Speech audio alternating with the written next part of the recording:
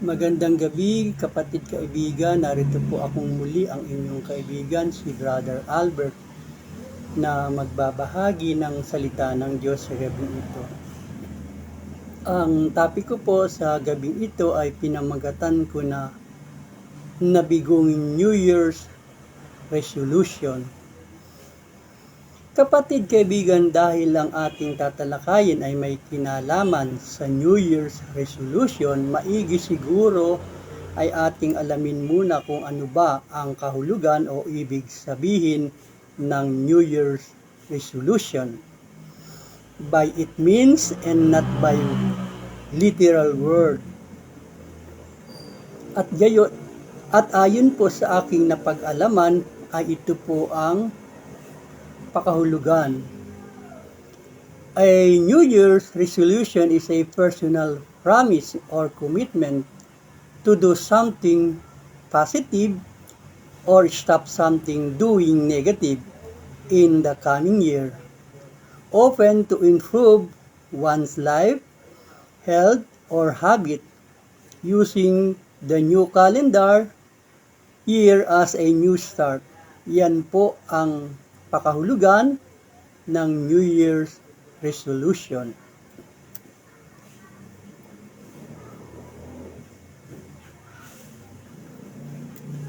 Kapatid, kaibigan, yan ang paksang ating tatalakayin sa gabing ito upang alamin ang mga kadahilanan kung bakit hindi man lagi kadalasan ay bigo ang taong nag-promise nito sa kanyang sarili na hindi na niya nais muli pang gagawin ang mga maling nagawa niya dati sa nakaraang taong lumipas.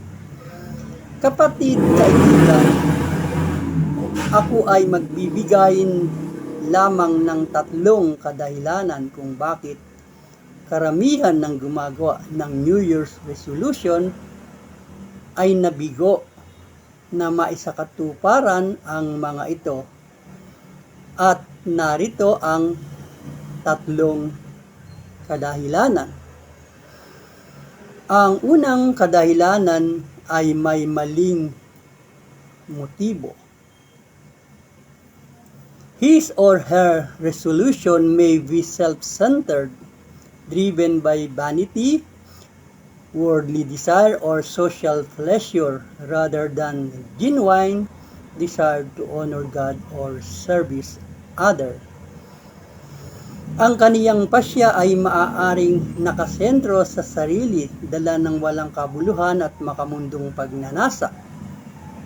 Kasiyahan na sa halip isang tunay na hangarin, parangalan ang Diyos o paglingkuran ang iba. Kapatid, kaibigan, ako ay magbibigay ng isang pangyayaring totoong naganap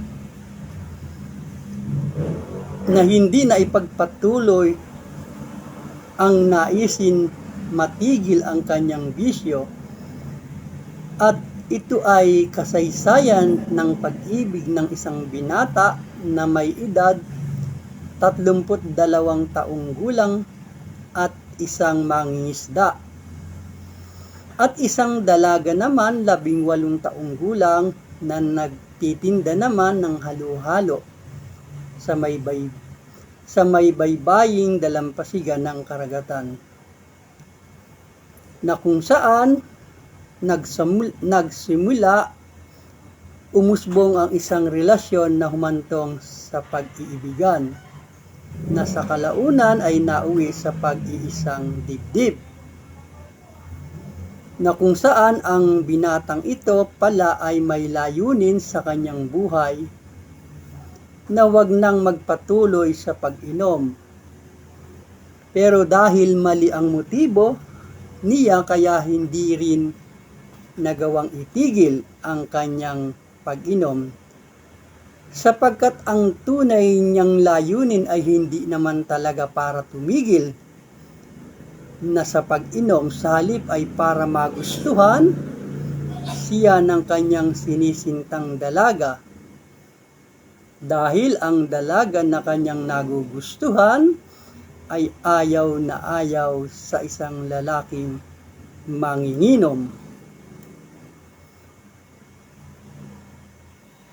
Kaya sa mahabang panahon ay napigilan niya ang kanyang sarili na wag munang uminom ng alak.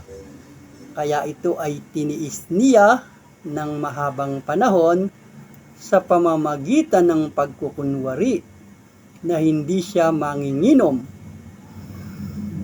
At dumating na nga ang panahon na nakatuluyan niya ang nasabing dalaga na kanyang iniibig at napangasawa niya ito. At dahil mali ang motibo, lumabas din ang tunay na siya, na kung saan ay isa palang manginginom. Naitago niya ito ng mahabang panahon hanggang sa nangyaring sila'y naging mag-asawa na. Dito na nangyaring napag-alaman ng kanyang naging asawa ang mahabang panahon ng kanyang pagpapanggap na hindi kuno siya umiinom ng anumang inuming nakakalasing. In short, hindi naging matagumpay at hindi na isakatuparan ang planong pagtigil ng pag-inom ng alak dahil sa mali ang motibo nito. Ang binata at dalagang nabanggit dito ay sina Mr. and Mrs. Florencio and Alejandra Sarmiento na siyang aking mga magulang. Bakit nag-iingay na yung mga ano? Ano na ba? Kapatid, kaibigan, yan po ang unang kadahilanan, ang maling motibo. Darako na tayo sa pangalawang kadahilanan, umaasa sa sariling kakayahan. Ang pangunahing dahilan ng kabiguan ay ang pagtatangkang pagbutihin ang sarili sa sariling lakas kaysa pagbaling sa Diyos para humingi ng tulong. Kapatid, kaibigan, ako po ay magbibigay ng isang halimbawa nito. Ang kasaysayan po ni Samson. Kapatid, kaibigan, ang isa sa pangunahing karakter sa Biblia na nabigo sa pamamagitan ng pananangan sa kanyang sariling lakas ay si Samson, na mayroong superhuman power galing sa Diyos bilang Nazareth or Nazareo vow or itinalaga. At inalam ko po kung ano ang kahulugan ng Nazareth vow at ito po ang aking napag-alaman. Nazareth vow is a voluntary, temporary of life long biblical commitment for a person, man or woman, to be consecrated to God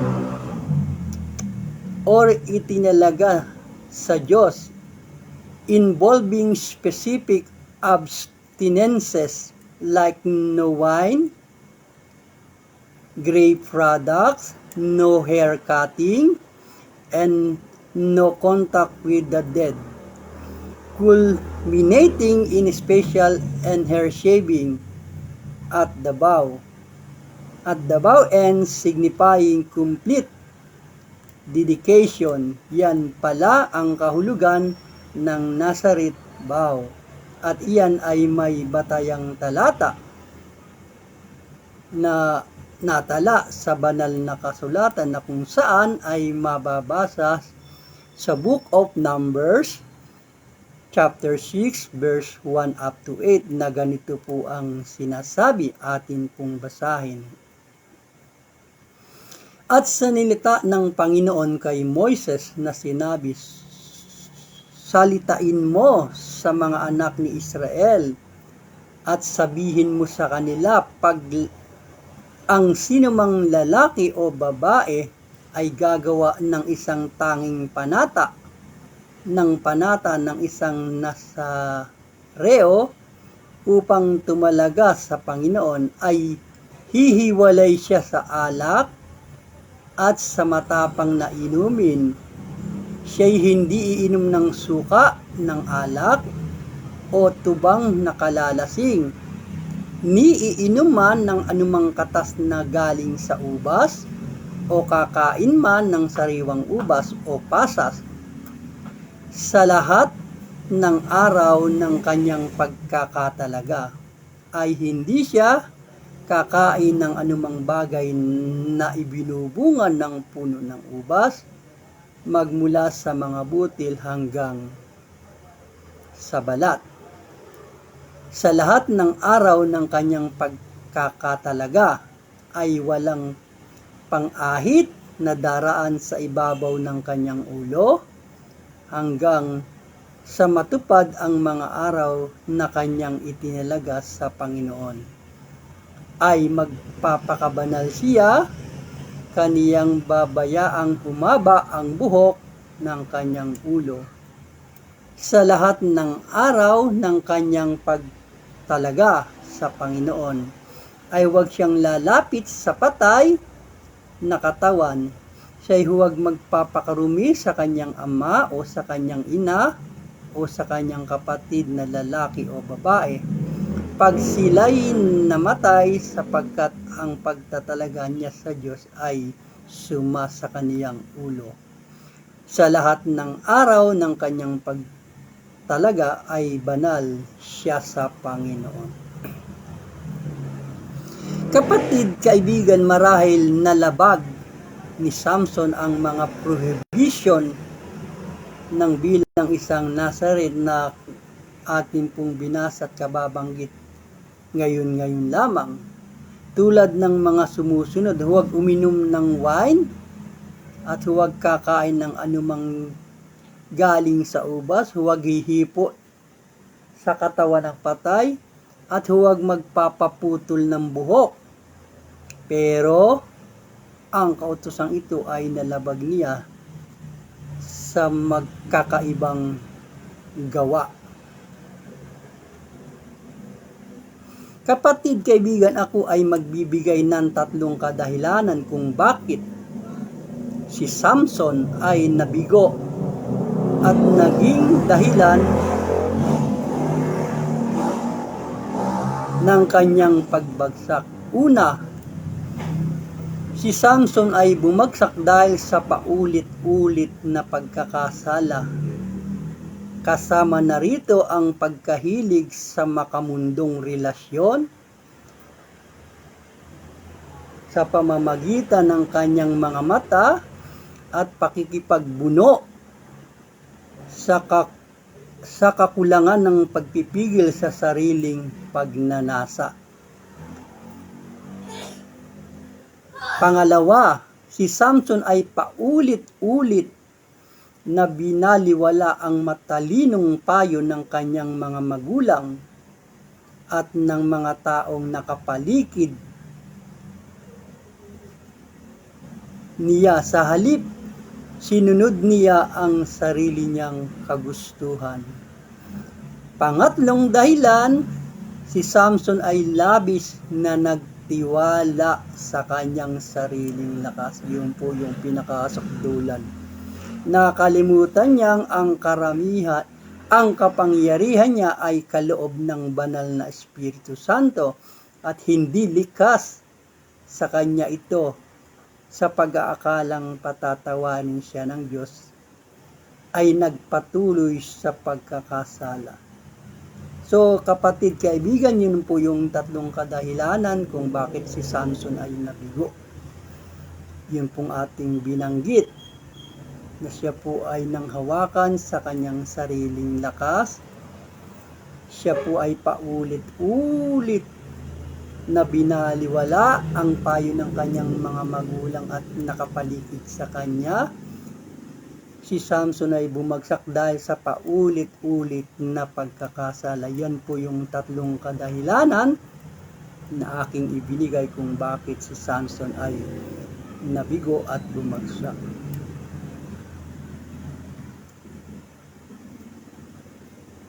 And Samson, he allowed himself to be continually pressured and manipulated by Delilah until he revealed his secret. At dahil sa pangyayaring iyan ay naihayag niya ang kanyang sikreto kay Delilah na siyang naging dahilan ng kanyang pagkahuli at pagkabulag at naging kanyang kahihiyan na kung saan ay may 3,000 lalaki at babae na nanunood samantalang siya'y pinaglalaruan. Yan po kapatid ay mababasa nyo sa Judges chapter 16 verse 27. Yan pong aking binanggit. At si Samson kapatid kaibigan ay may pambihirang lakas bilang isang Nazaret para palayain ang Israel mula sa Filisteo or Philistine, isang kapangyarihan na nag-uugnay sa kanyang mahabang buhok. Kasi po kapatid, kung babasahin niyo po ang buong istorya, ang kanya pong lakas ay nanggagaling po doon sa buhok ng huling at nangyari po ang kaugnay ng kanyang mahabang buhok. Kapatid, kaibigan, ang huling kabanata ng buhay ni Samson ay muli siyang tumawag sa Panginoon na alalahanin siya at muling palakasin siya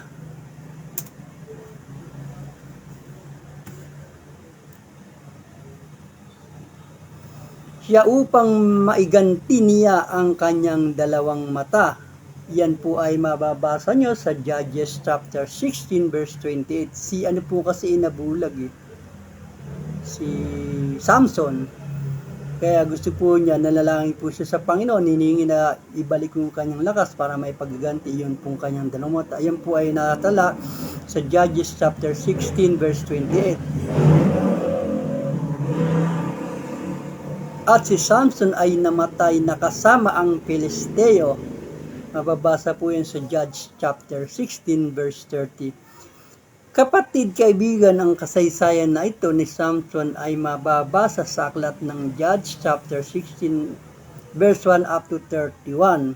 Hindi ko na po isinulat lahat at napakahaba. Basahin nyo na lamang po kung gusto nyong malaman ang buong istorya ng kasaysayan ni Samson. Kapatid, kaibigan, yan ang pangalawang kadahilanan. Umaasa ang tao sa kanyang sariling kakayahan sa halip na umasa sa Diyos, kung bakit ang tao ay nabibigo dahil nagtitiwala sa kanyang sarili sa halip na magtiwala sa Diyos. Kapatid, kaibigan, darako na tayo sa pangatlo at panghuling kadahilanan. Ang pangatlo at panghuling kadahilanan po ay ang kakulangan ng patnubay ng Diyos at kakulangan sa panalangin. Ang mga plano ay madalas mabigo dahil sa kakulangan ng paghingi ng karunungan at patnubay ng Diyos sa pamamagitan ng panalangin at ng kanyang salita. Ano po ba ang sabi sa Proverbs chapter 19 verse 21?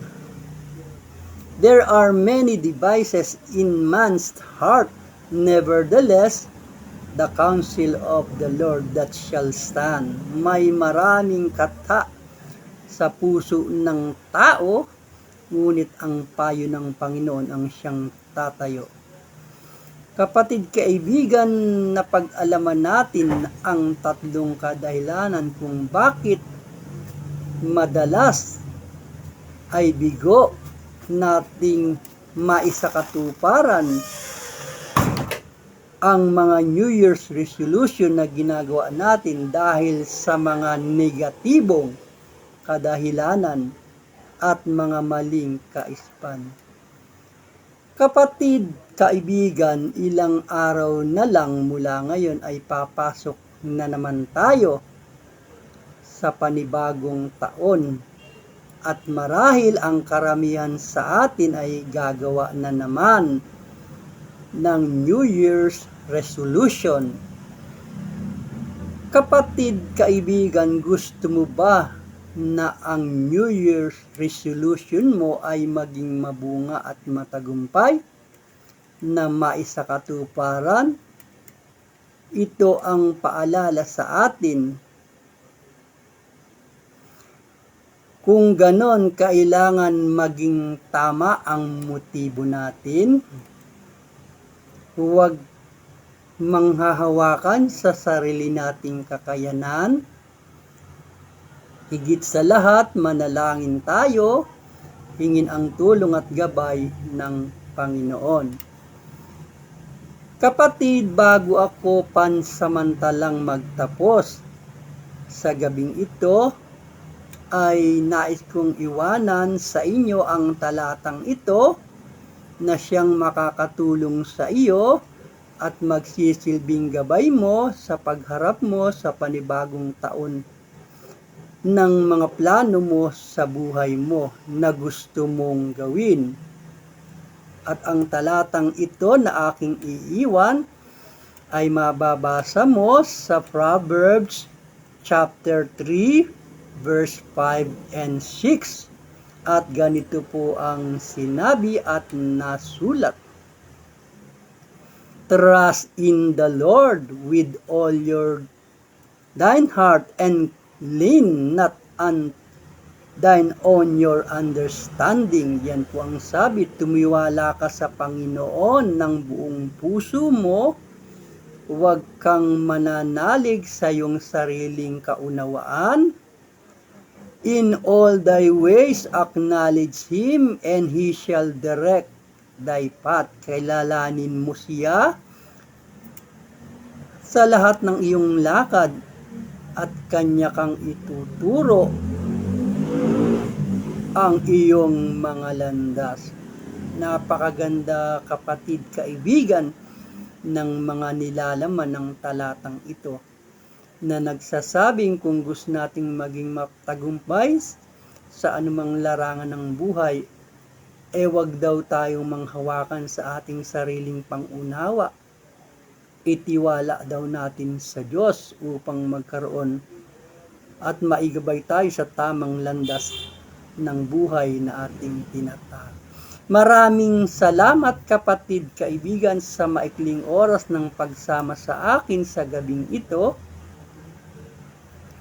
sa pagtalakay sa paksang pinamagatan ko na failed New Year's resolution. Ingatan tayo ng Panginoon sa gabing ito sa atin pansamantalang pagtulog upang bigyang kapahingahan ang mga pagod na lupang katawan sa maghapon ng paggawa.